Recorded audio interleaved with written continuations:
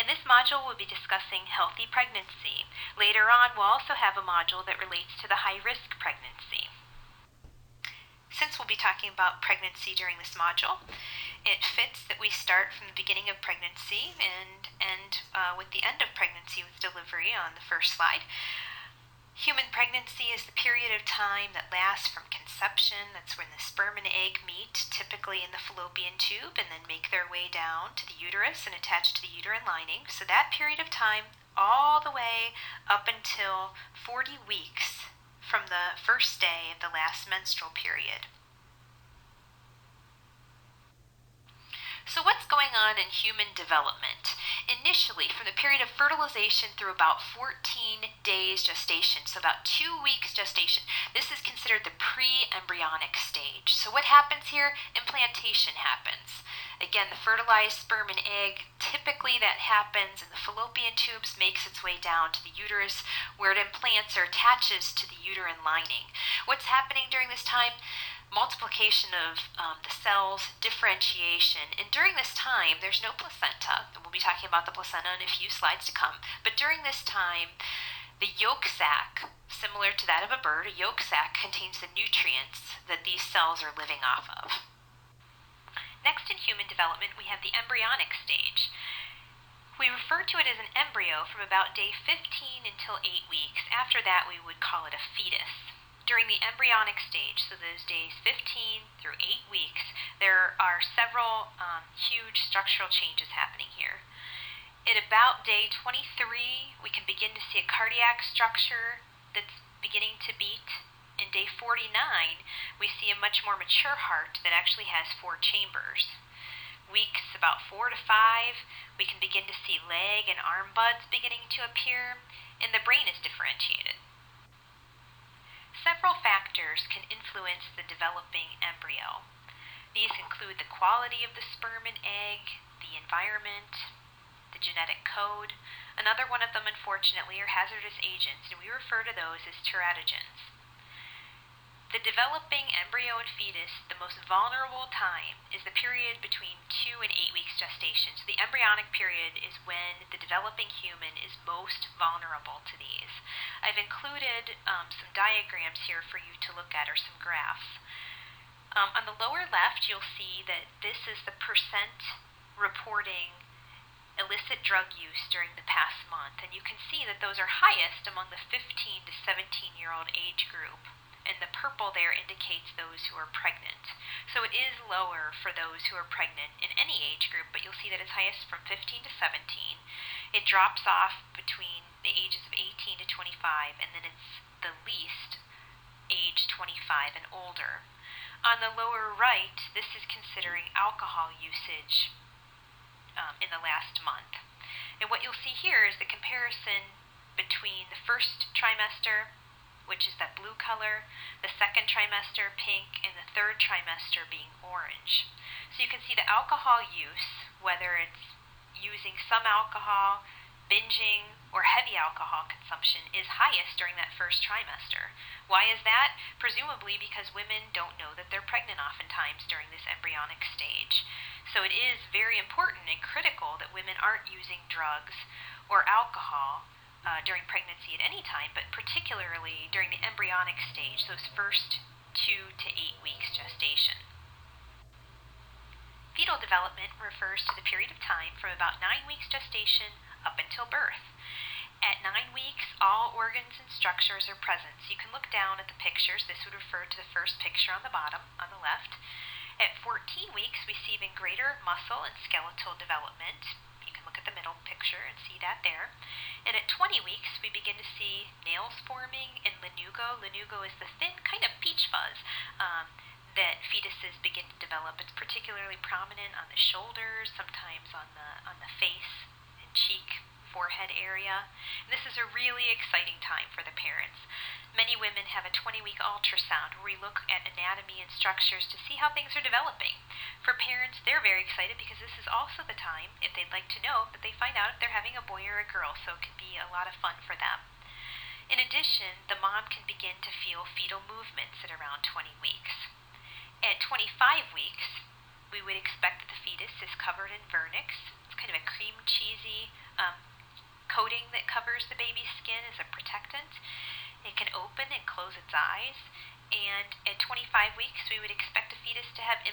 lungs that would allow for some gas exchange, although things certainly wouldn't be ideal.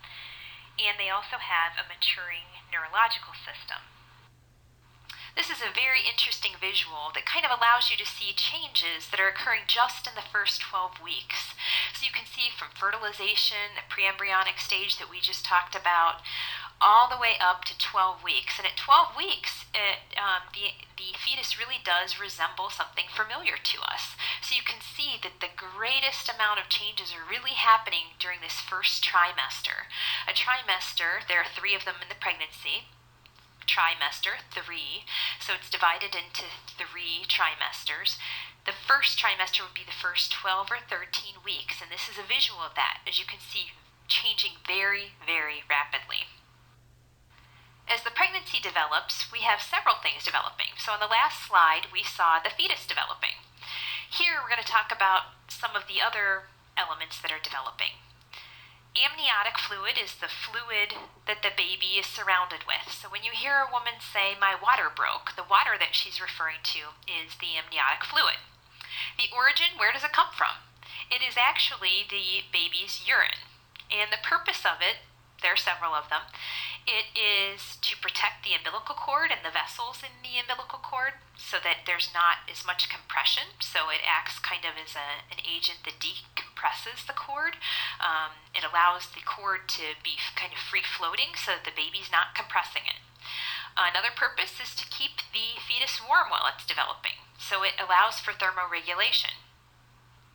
The umbilical cord itself, the structure, you may hear AVA. AVA is an acronym, artery, vein, artery. So there are 2 arteries and 1 vein, and it's covered by Wharton's jelly, kind of a gelatinous material that's kind of clear or white in color.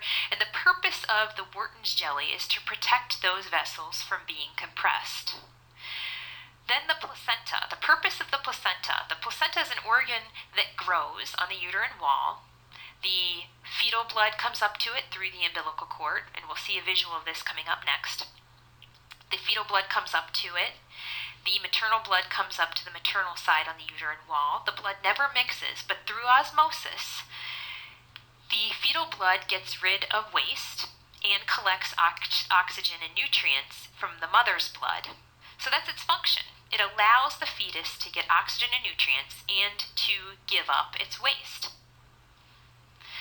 As far as the anatomy is concerned, there are 2 sides of the placenta. The side that is near the baby, you might hear that being called shiny Schultz. It's very shiny, very vascular.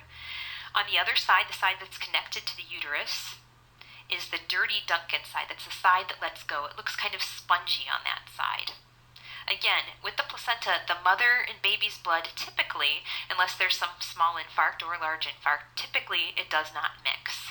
So we have the fetus developing, the amniotic fluid developing from the baby's urine, the umbilical cord for blood flow to and from the placenta, and then the placenta, an amazing organ, the placenta developing itself.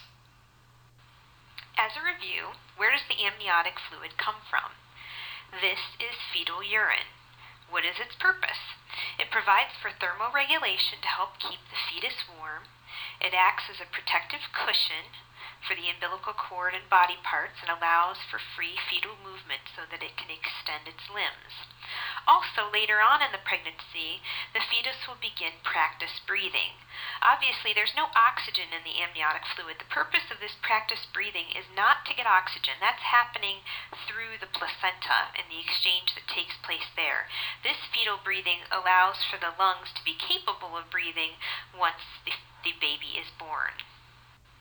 In reviewing the umbilical cord, remember that it runs from the fetal abdomen to the placenta that's connected to the uterus. There are 2 sides of the placenta. It contains 2 arteries and 1 vein. Hence, you'll sometimes see the word AVA, artery, vein, artery.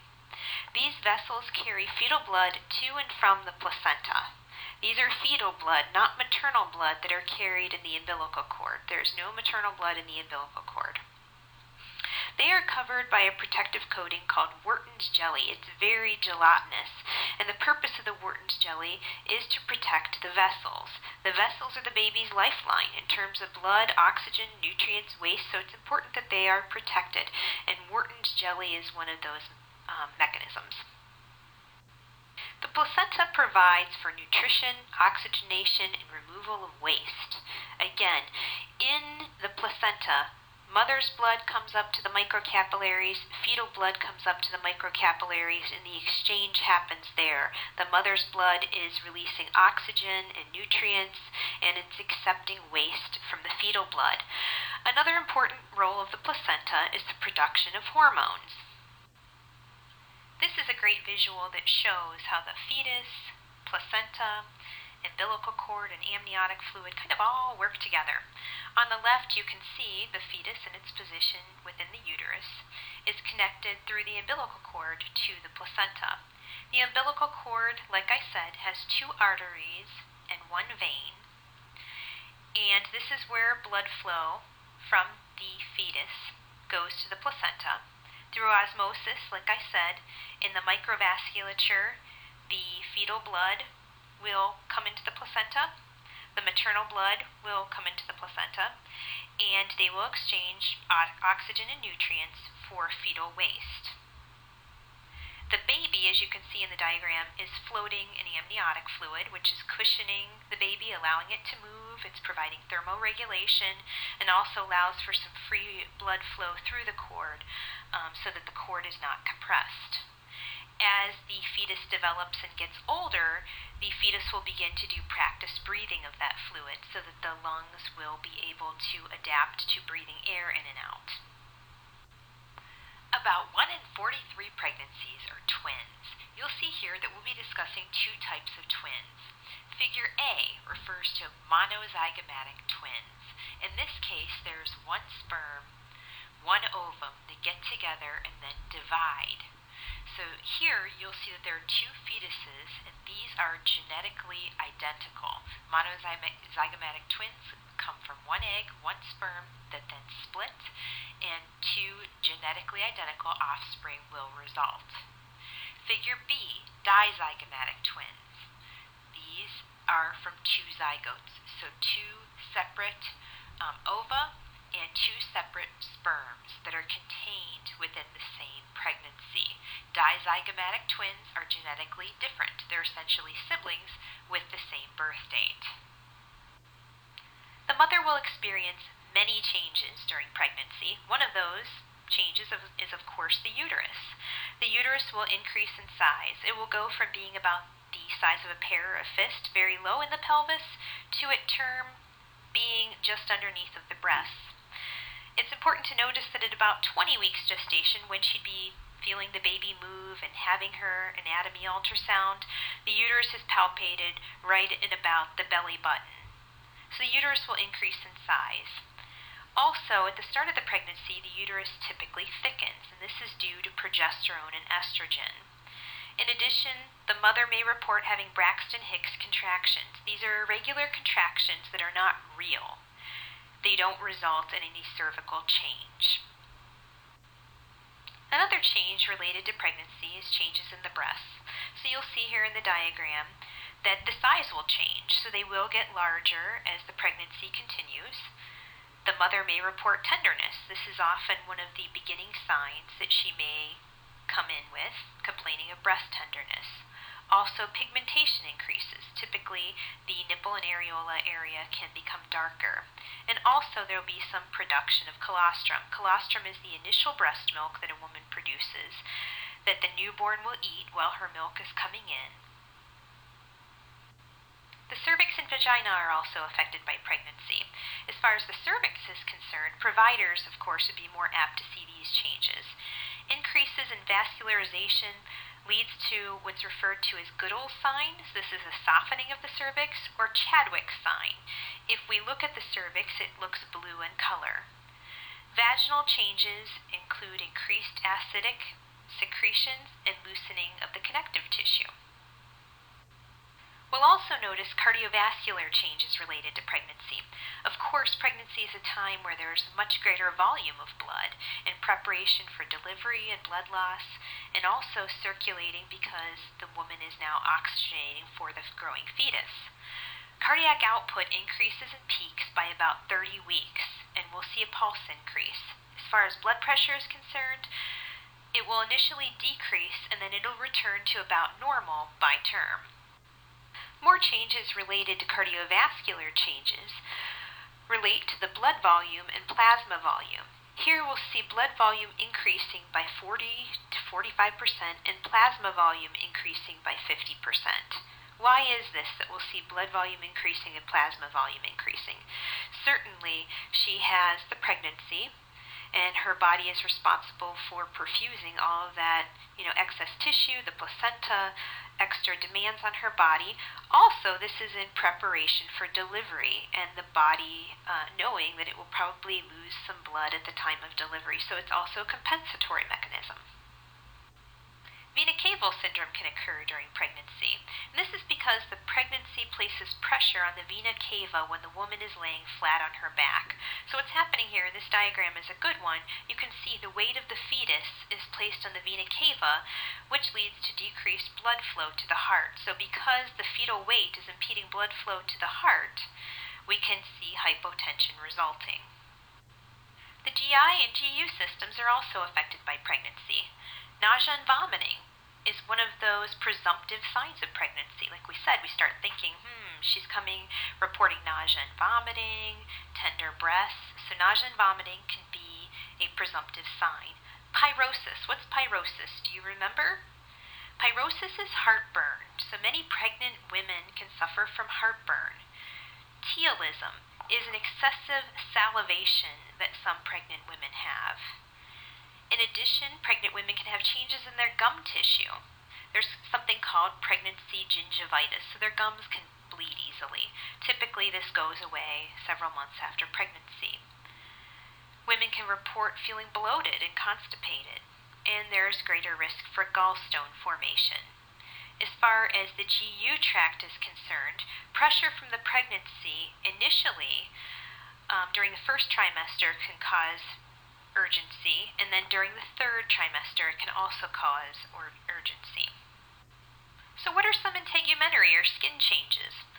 One of them is referred to as the line of nigra or linea nigra. This is a line that's due to hormones in the pregnancy that can extend as it does in this picture. It's a darker line that extends over the abdomen. Sometimes it can be just above the pubic hair to the umbilicus, or it can even go above that. And this, when the pregnancy ends, will gradually fade away, and it's due to the hormones of pregnancy.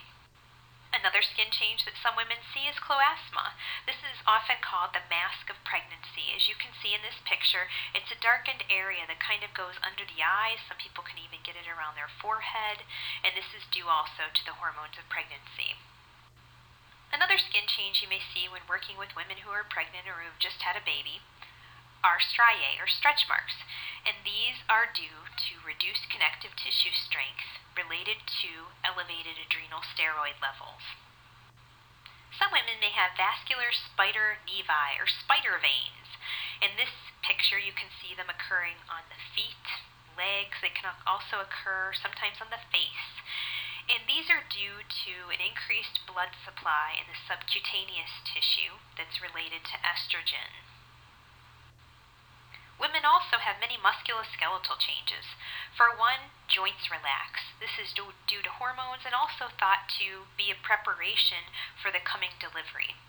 Also, her center of gravity changes. As you can see, her abdomen can be pendulous with the fetus growing, and this can also change her posture.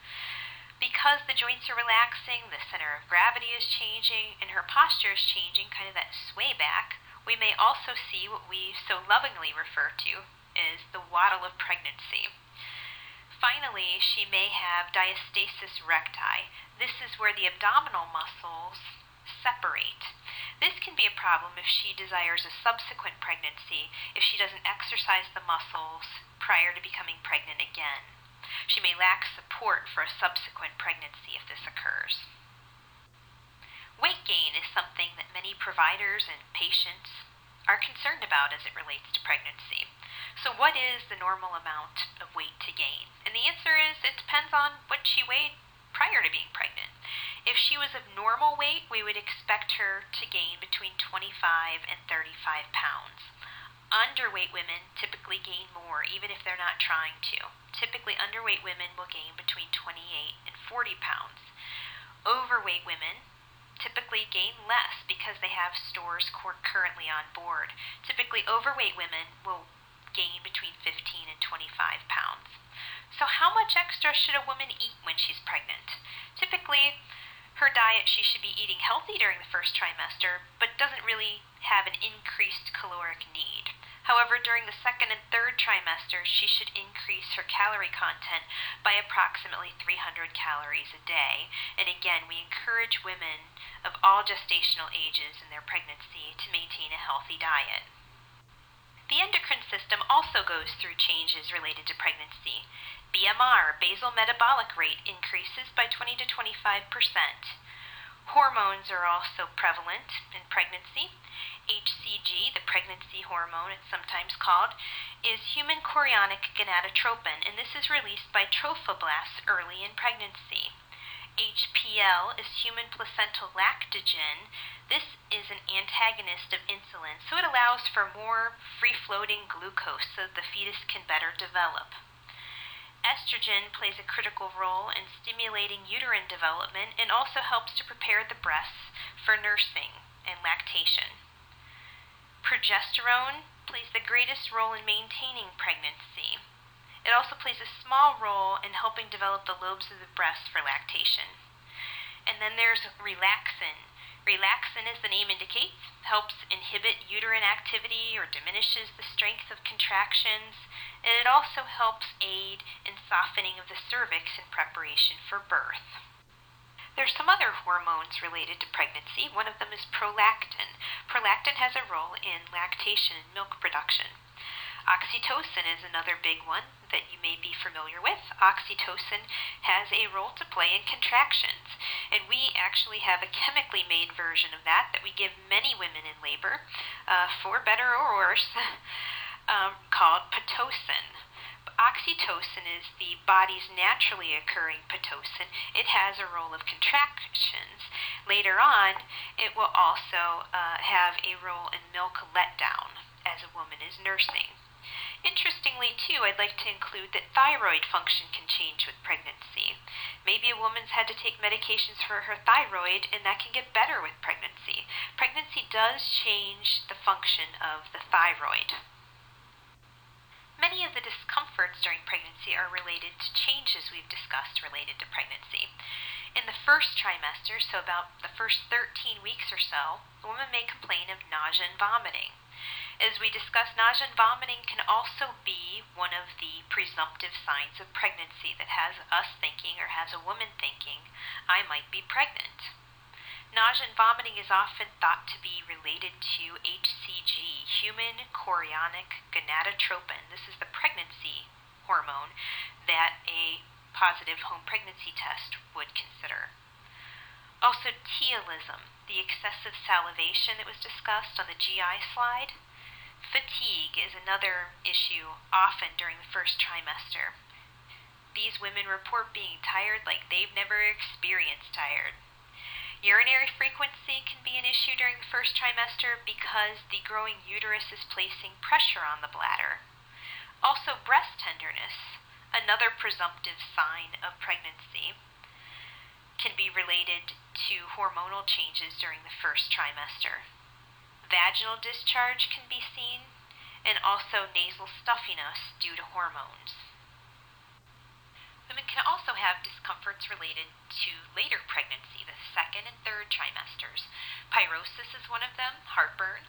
Just as an aside, you may hear patients jokingly say, oh, I had so much heartburn, this baby's going to be born with a lot of hair. And that is a common old wives' tale out there that you may hear, is that a woman who experiences heartburn will have a baby with hair. Is it true? Probably not, but you may very well run across this. Lower extremity edema. Certainly the pressure from the pregnancy doesn't allow blood to return as well. So you may see some lower extremity edema as the pregnancy continues. kind of following suit, varicose veins. So some people are just predisposed to varicose veins, and the thought is, in many cases, that the veins are always there and the pregnancy brings them out because there can't be as much blood return because of the pressure of the pregnancy. Leg cramps some women experience because of extending their legs. So we do want to warn them not to do this for prolonged periods of time, but approximately 50% of women do complain of leg cramps. Flatulence and constipation can be common because there's decreased motility in the GI system. A backache. Why do you think there's a backache? Well, certainly if you remember from the musculoskeletal slide, we have some changes in the back taking place as the abdomen begins to protrude. That certainly has a toll on the change of the skeletal line. Round ligament pain refers to the uterus and the growing muscles supporting the uterus. This can cause round ligament pain from the growing uterus. Shortness of breath. Certainly as the fetus begins to take up a lot of room in the abdominal cavity while it's in the uterus, this can impact the woman's ability to breathe as it places pressure on the lungs and diaphragm. Difficulty sleeping. Well, wow, we have all these things going on. Of course she's going to have difficulty sleeping. You may also hear patients say the baby's always moving at night. And certainly it does seem like the baby is always moving at night when you're trying to sleep, so that can also lead to difficulties. And here also we'll see increase in urinary frequency. So she may be getting up frequently to urinate as well. Here we have a case study, and I'll build upon this in a few slides from now also. Jean is 37 years old. She's married, she presents to her OB and states that she had a positive home pregnancy test. Her LMP, or last menstrual period, was May 14th. What else will we ask her? So she thinks she's pregnant, and we'll talk about, I've hinted at in a few slides, positive, presumptive, probable signs of being pregnant. And we'll discuss those as we go along a little bit further here. Also, with her last menstrual period being May 14th, when does she think that she got pregnant? And we'll probably want to know when her due date is. What else do we want to know? If she's had any nausea, vomiting, tender breasts, and we'll talk about some other things in her history that are important to know as we care for this patient. So once we know that a woman is pregnant, one of the first things she wants to know is when is her due date? And to us as providers, that's really important. When do we expect her to be delivering her baby?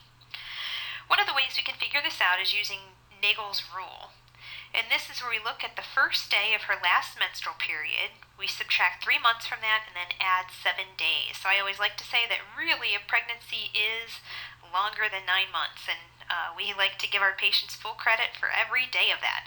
So in the example here, her last menstrual period was on May 14th. So if we subtract 3 months, we come to February 14th, add 7 days, we get a due date of February 21st. So this is called Nagel's rule, and it's a way to calculate the estimated due date. Now again, we don't really have a crystal ball. We can't tell her when for sure this baby is going to come, and we certainly don't know when exactly she got pregnant. Certainly we can kind of make some assumptions that around day 14 or so she'll ovulate and then become pregnant if the sperm is there and conditions are right shortly following. But some women may ovulate way sooner than day 14, some may ovulate later, but for our purposes, Nagel's rule is a great calculation of an estimated due date. And a pregnancy wheel is a great cheat, if you will. It allows us to dial up on this picture. You can kind of see the wheel. You can align the date of the last menstrual period on there. So here in this example, it looks like the first day of the last menstrual period was around September 8th or 9th. And then that would correspond, if you follow on that top wheel, to where it says 40 and there's a little arrow there, that it looks like her estimated due date would be June 17th. So the wheel is a way to quickly determine, without doing the math, when a woman's estimated delivery date would be. On here you can also see when conception probably took place at about week 2 if you look at the top of that, and also when she experienced a missed period at about week 4. It also cues providers in to when an OB ultrasound would be due, what fetal heart rate should be. So it is a really useful tool, and you may see these on the labor and delivery units and on the high-risk units, or if you have an outside experience, you may see these.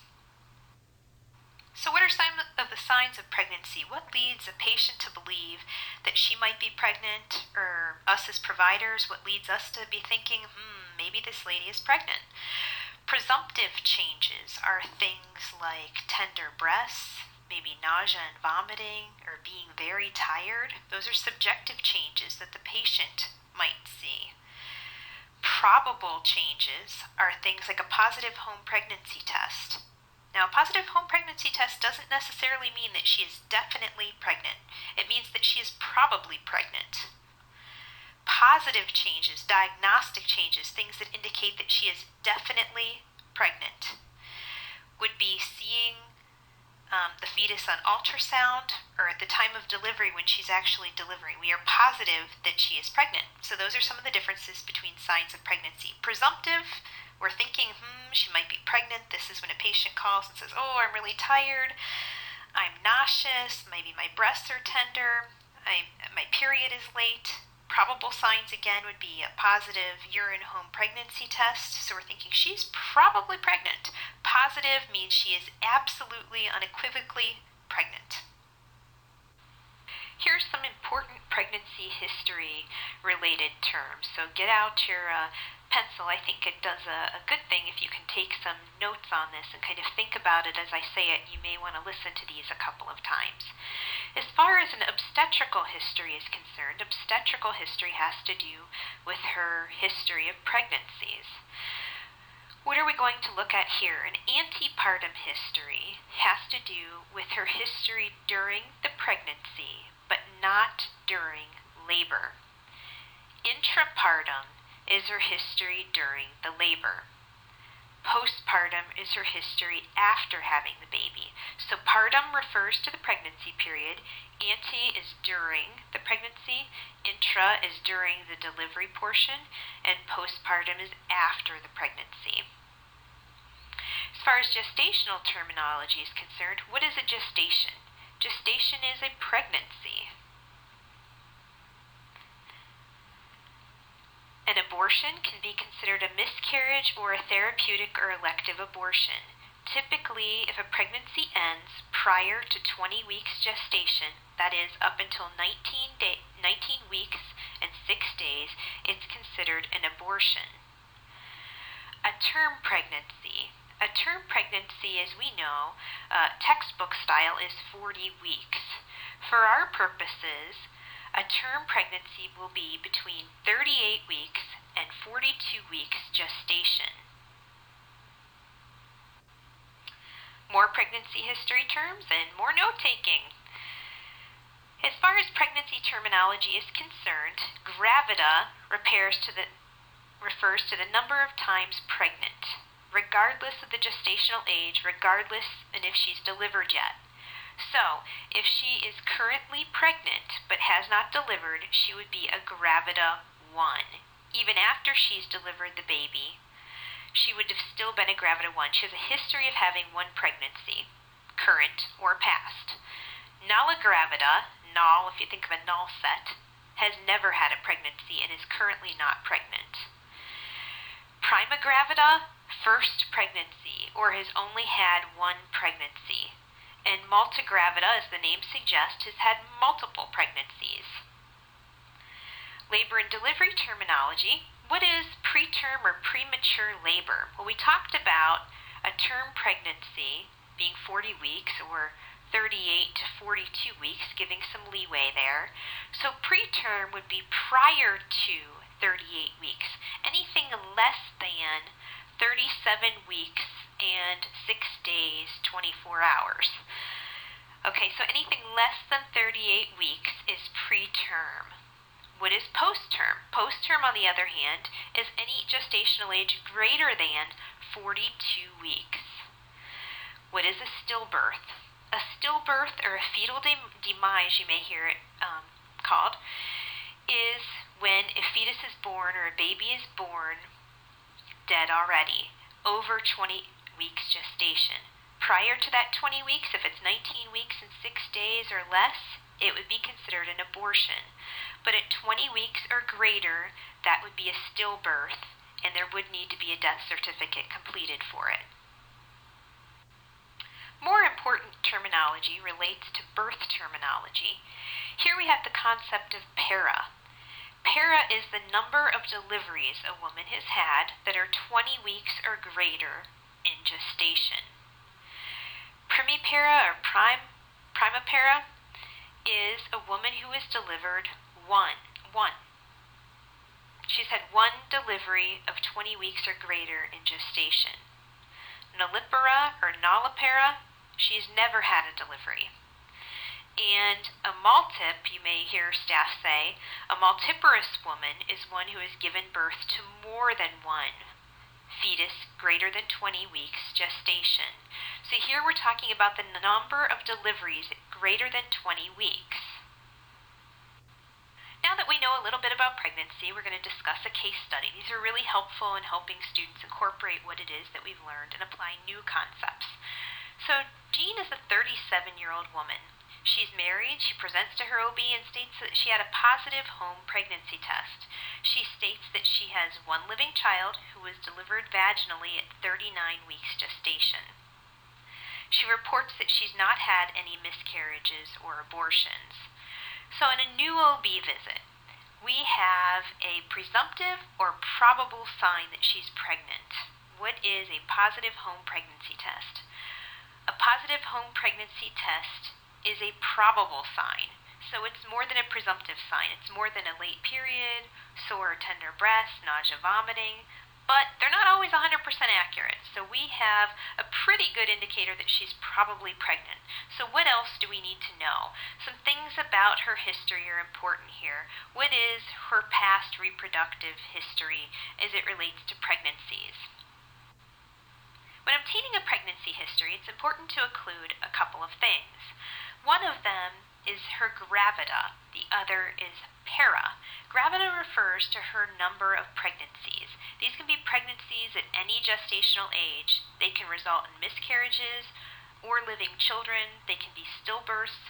They can be neonatal deaths later on. The number of pregnancies is her gravida. Para is the number of deliveries.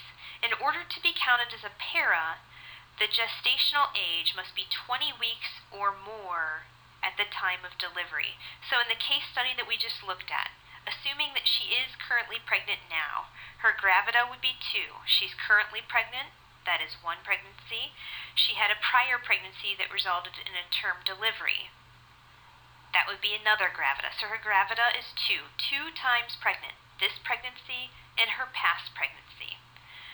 Her para is 1. She's delivered one pregnancy, one neonate prior to this. She's currently still pregnant, so that does not count as a para yet.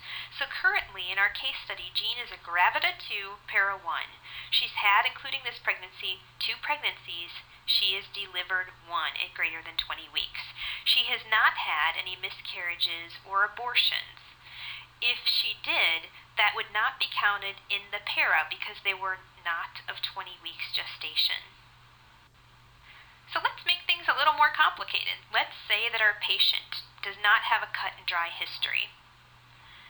In this case study, Rachel is a 24-year-old. She is currently 28 weeks pregnant. She states that her first pregnancy ended in a miscarriage at 7 weeks. She has a 3-year-old daughter who was born at 39 weeks gestation, and she also states that she had a stillborn that was 35 weeks, and that occurred last year. What is her gravida para? The correct answer is she is a gravida 4, para 2. She is currently pregnant. She has one living child at home. She had a stillborn, and she had a miscarriage. So she has been, including this pregnancy, pregnant 4 times. Her para status, how many deliveries at greater than 20 weeks gestation has she had? She has delivered 2. that fit this criteria. Her 3-year-old who is currently living, and the 35-week fetal demise. That counts as a para. It was a delivery greater than 20 weeks. Her miscarriage and her current pregnancy do not count as paras. Why? The miscarriage was not of 20 weeks or more as far as gestation is concerned, and she hasn't delivered her current pregnancy yet. So how do we account for the miscarriage and stillborn? The TPAL approach provides further explanation into a pregnancy history. So, in the last case study, we had an issue. She was a gravida 4, para 2, but we couldn't account for how many of these children were living, if she had miscarriages. A TPAL approach would give us further explanation as to this patient's pregnancy history. TPAL. You'll hear people call this TPAL. T stands for term pregnancies. A term pregnancy is a pregnancy that is 38 weeks or greater in gestation. P, the next letter in TPAL, stands for preterm. How many deliveries has she had that were between 20 weeks and 37 weeks, 6 days? Those would be considered preterm. How many abortions has she had? These are deliveries less than 20 weeks. So the abortion takes into consideration both miscarriages and therapeutic or elective abortions that a patient may have in an office. So this would take into consideration her pregnancy loss, the miscarriage that she had. L in TPAL, the last letter in TPAL, is the number of living children. So in this case, in the case study, she had 2 deliveries but only 1 living child. So rather than walking into the room and saying, oh, I see that you have 2 children, only to find that one of them was a fetal demise, the TPAL approach would give you greater insight into how many living children she currently has. So the TPAL approach to looking at the gravida para status of a patient is much more detailed and much more helpful in seeing what her true history is. Considering case study number 2. So we know that she is a gravida 4. She's currently pregnant. She's had 3 prior pregnancies. One of these was term, and it resulted in a current living child who's now 3 years old. So term would be 1, living would be 1.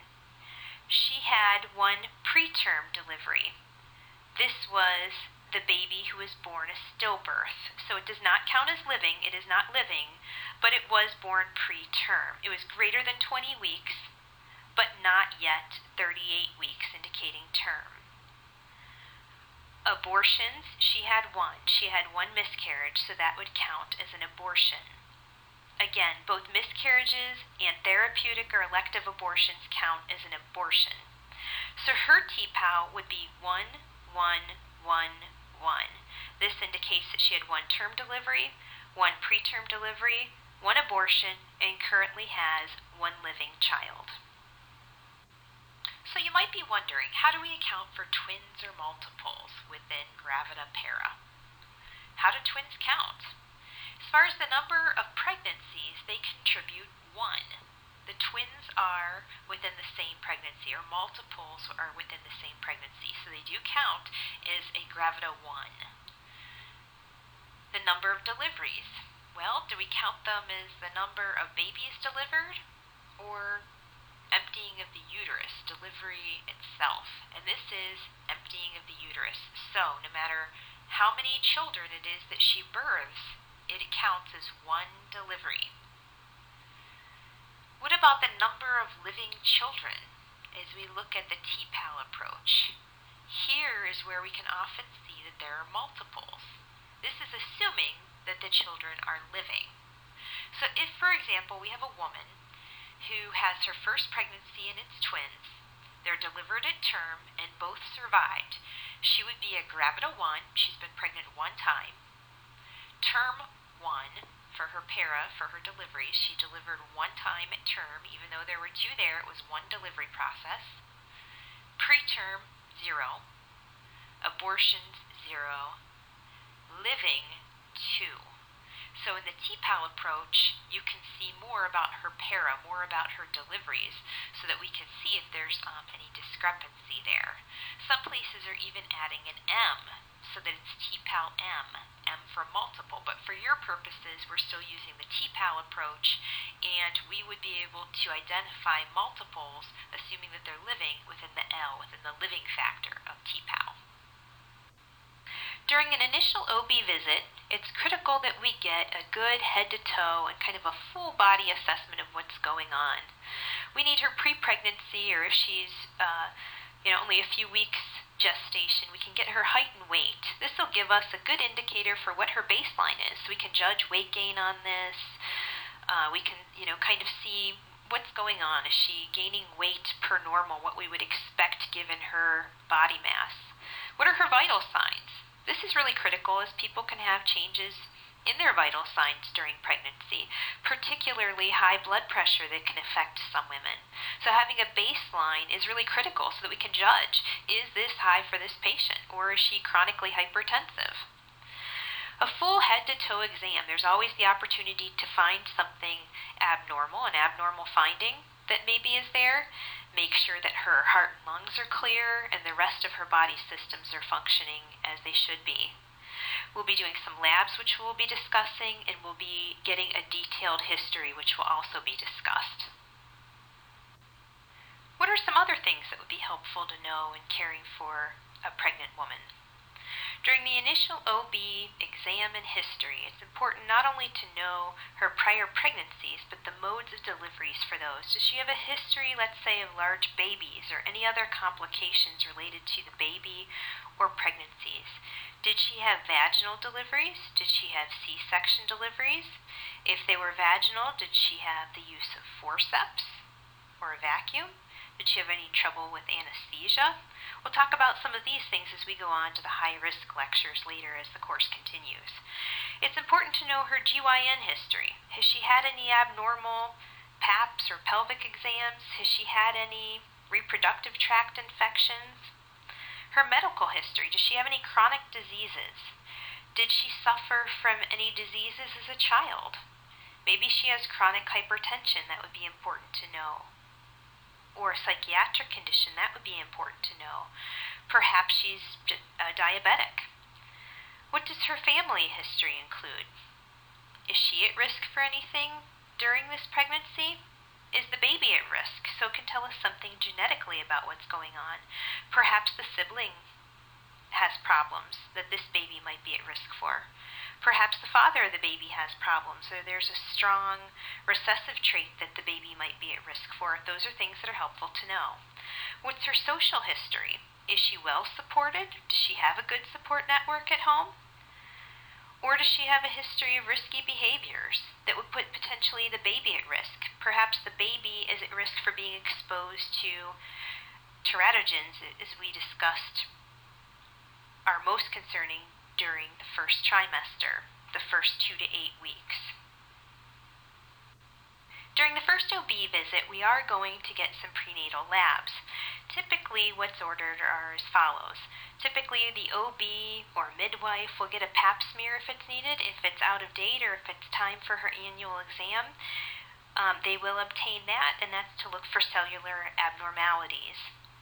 Also, we're going to check for sexually transmitted diseases. Of concern here are gonorrhea and chlamydia. We'll get a hemoglobin and hematocrit to see what her blood count is doing. We will also check her blood type and Rh factor. So is she A, B, AB, or O, and is she Rh positive or negative? And these will have implications that we'll be discussing as the course continues. We're going to see her hepatitis B status. Is she immune to hepatitis or not? And the same with rubella. What are her rubella titers? Is she immune or not? If a pregnant woman is exposed to rubella during the pregnancy, it can cause severe birth defects for the baby. So we can't necessarily inoculate her now if she's non-immune to rubella, but we will give her the vaccine prior to leaving the hospital once she has the baby. We'll also check for HIV and AIDS, and this can certainly be controversial, so patients have an option of this, but we certainly do recommend it highly for those working in the healthcare field, for people who are exposed, also, of course, those who have risky behaviors socially or drug-wise. As the pregnancy continues, prenatal labs continue. Between 11 and 13 weeks gestation, we'll be getting a nuchal translucency. This is a combination of an ultrasound performed by an ultrasonographer and a test of maternal blood, so we look at the mom's serum. What we're looking for potential genetic issues of particular concern is Down syndrome.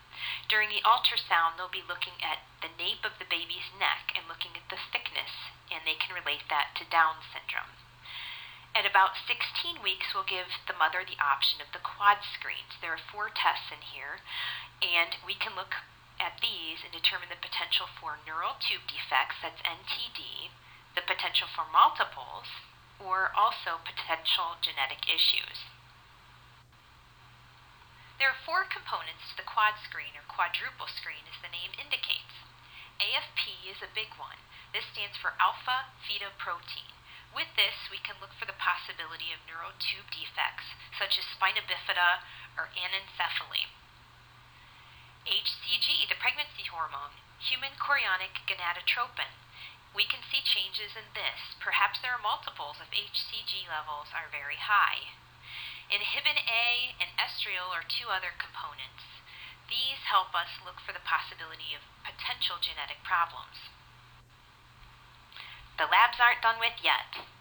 At 24 to 28 weeks gestation, we'll expect an order for a 1-hour glucose tolerance test. We'll give her 50 grams of glucose, typically in a glucola-type substance, a very sugary soda, and test her blood sugar 1 hour following. If her blood sugar is above 130 to 140 milligrams per deciliter, depending on the lab, this would indicate that we need a 3-hour glucose tolerance test. And we'll be talking about that as we continue in the high-risk pregnancy module. What we're looking for here is her risk for gestational diabetes.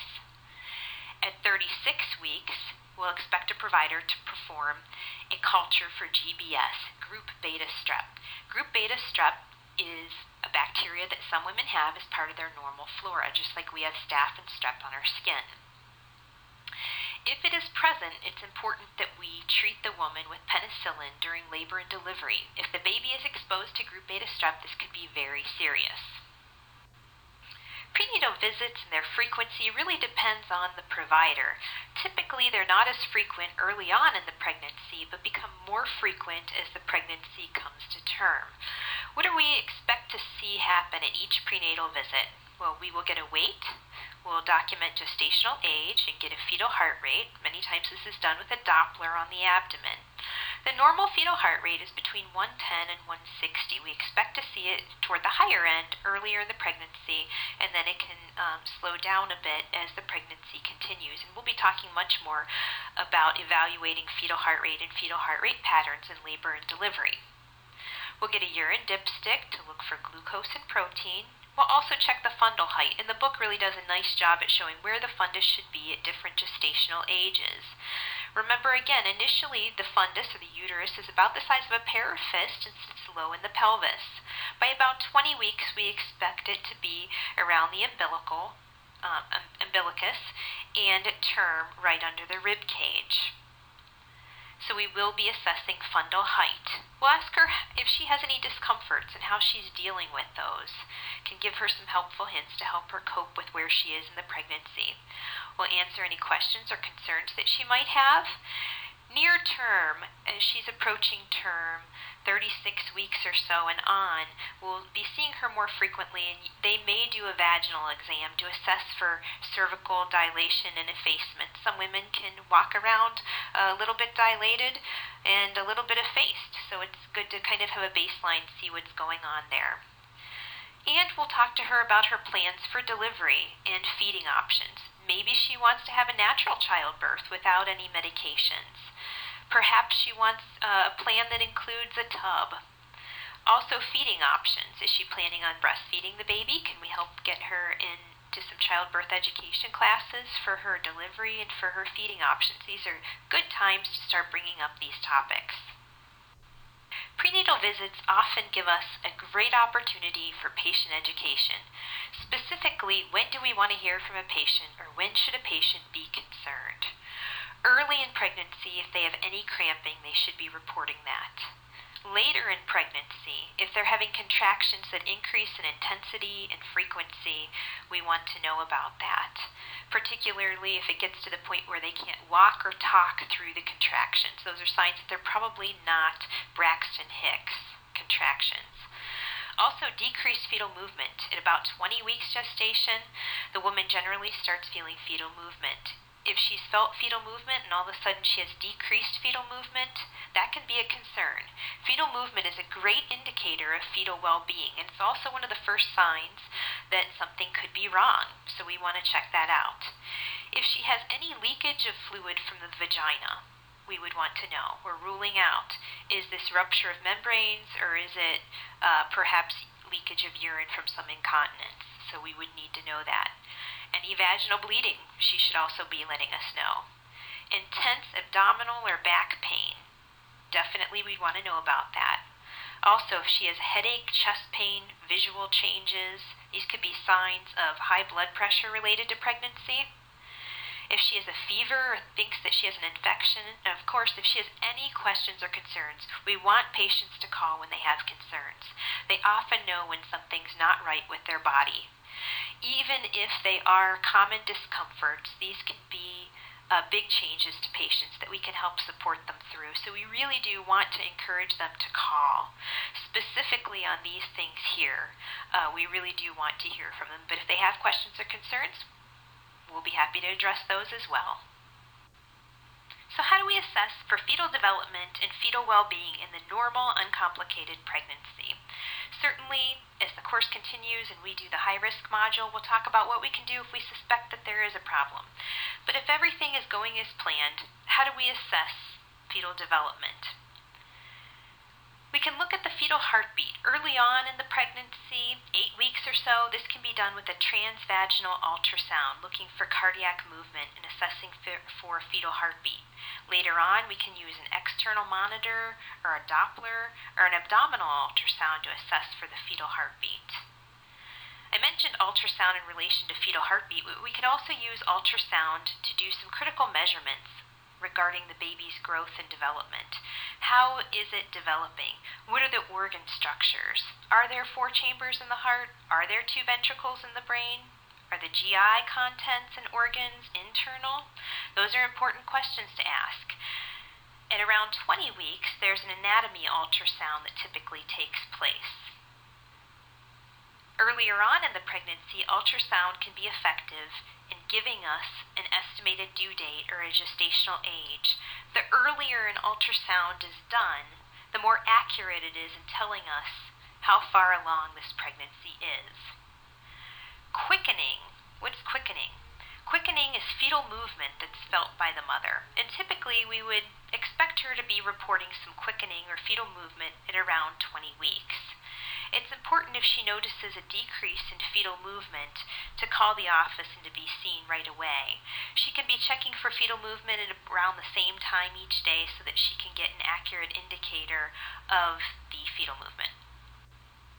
There can be physical changes related to pregnancy. There can also be psychological adjustments related to pregnancy and parenthood.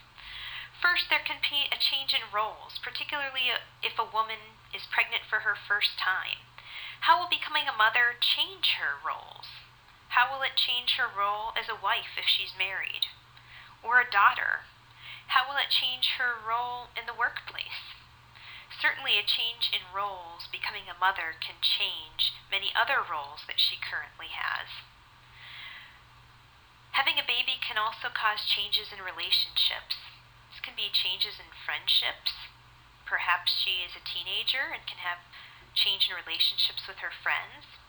Perhaps having a baby, maybe she's the first in her peer group to be having a child, and it'll change her ability to have relationships and maintain relationships. Having a baby can also be straining on relationships. While it's great and many couples look forward to having a child together, it can cause a strain on their relationship. It's difficult to wake up in the middle of the night to help a newborn who's crying or who needs to be fed. It can be testing on a relationship. It can also make the relationship grow. Certainly if a couple is used to, going out to eat and those kind of things, there can be a change in what it is that they do to define themselves and their relationship together. Becoming a mother or adding another child can add anxiety to the life of a woman who's pregnant. Perhaps even if this is a planned pregnancy, she's initially anxious about how this will change things. How will this change her relationships? How will this change things financially for her? How will this change her roles? Maybe she's scared about the pregnancy process or the delivery process. Financial implications are also of concern to many people. I mentioned work as it relates to roles and relationships, but work, what are her plans? Was she working before? Does she plan on going back? Who will take care of the newborn? If she's not planning on working as much, or if she's not working to begin with, and a child poses another financial responsibility, how will that affect their ability to live and make ends meet? How will this affect planning for the future? So certainly there are great adjustments psychologically to becoming a parent or adding another baby to the mix, and the woman must deal with these. In addition, there are some special considerations that we should consider when we're looking at the psychological adjustment. Grandparents, what will their role be? Maybe we have a young grandma who's not ready to be a grandma, or maybe we have somebody who's always wanted to be a grandparent. Grandparents can be very actively engaged in the life of a grandchild.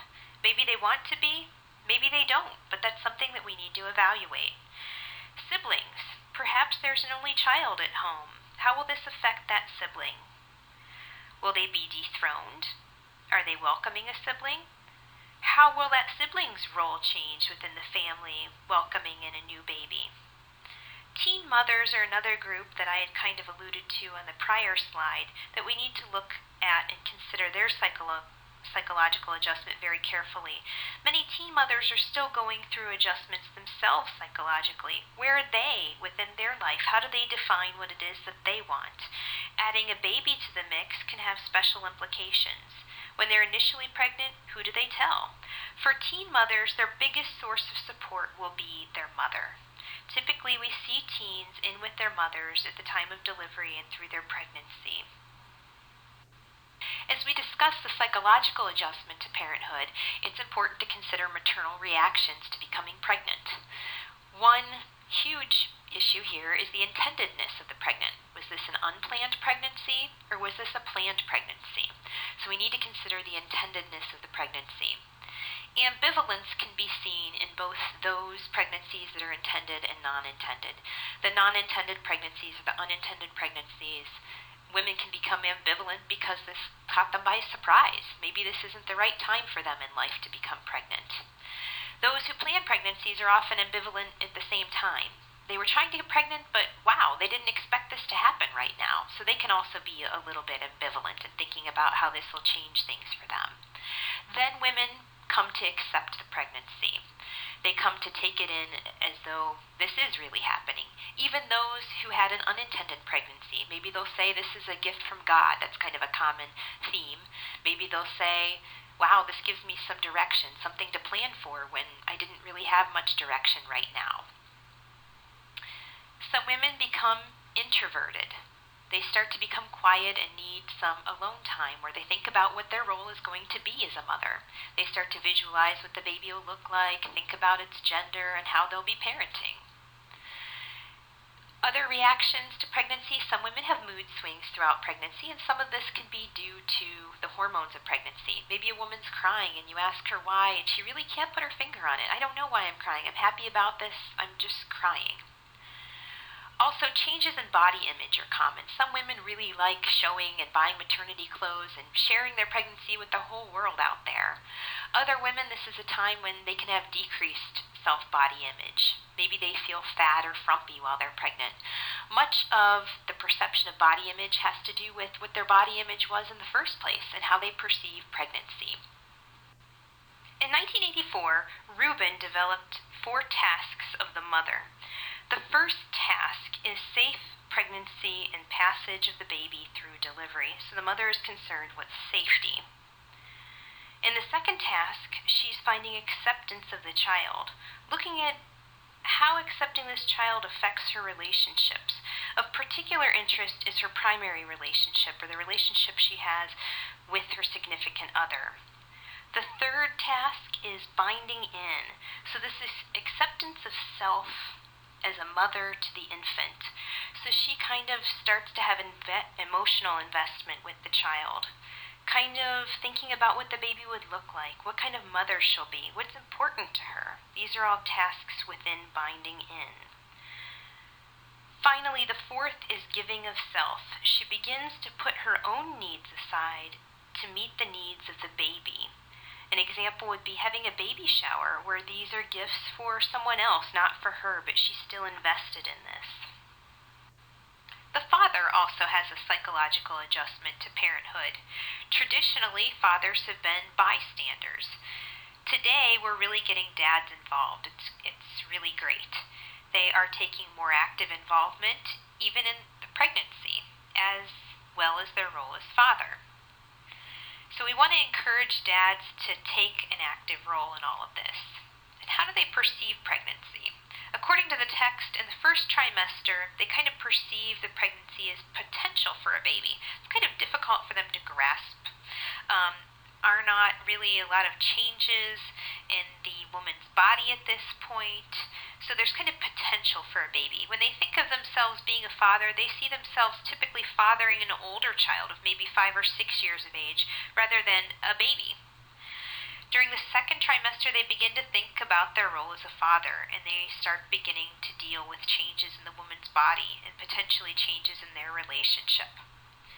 In the third trimester, the dad is often preparing for their role as father, preparing for having a baby, and they may be a little anxious too. While they're preparing and they're excited, there may be some anxiety. What kind of father will I be? What is kuvad? This term at the bottom of the screen. This is a really interesting phenomenon. An example of this would be a father having morning sickness or going through some symptom that his pregnant spouse is going through. This is called kuvad. To assist patients with the psychological changes related to pregnancy and this journey of having a baby, it's important that we do so in a very non-judgmental way. We should ask the woman, what does this mean to her? We can't assume that this is a congratulatory time for her. Is that something always appropriate to say? No, not necessarily. So we want to assess what this means to her in a very non-judgmental way. There are also childbirth education classes that can assist the woman what she should expect during the pregnancy and delivery periods. There's also fun classes, boot camp for dads, can help assist dads learning how to change diapers, how to bathe a baby, what they can do that's helpful, and some common questions that dads often have. There are also some sibling classes that allow siblings to get involved, kind of helps them know what to expect and the changes that they should expect to see. So childbirth ed classes can be very helpful for new families, not just the woman. Along with the conversation of families, assessing family and relationship dynamics. So what's the woman's source of support? What's going on in the family? How will this change roles within the family? We can really assist patients by asking these open-ended questions in a very objective way and then giving them resources, many of them community resources, to get through this. Answering questions involving significant others and children, very critical things that we can do as they prepare to have a child. When working with OB patients, nurses have a great opportunity to work with patients of different cultures. In addition, we often work with patients who practice alternative therapies. When working with these patients, it's important to understand what the pregnancy means to them and how they plan to incorporate their culture and the use of alternative therapies. Some cultures have different rituals, and it's important that we respect and advocate these rituals. Also, feel free to ask questions to meet patient needs. I've found that asking questions is a great way to learn more about their culture. Patients are more than receptive generally to answering questions and feel that you care. They want to tell you about their culture. They want to tell you about these therapies. And it also helps you advocate for them and help provide them what it is that they need. This concludes the Healthy Pregnancy Lecture. As always, if you have any questions or concerns, feel free to let me know.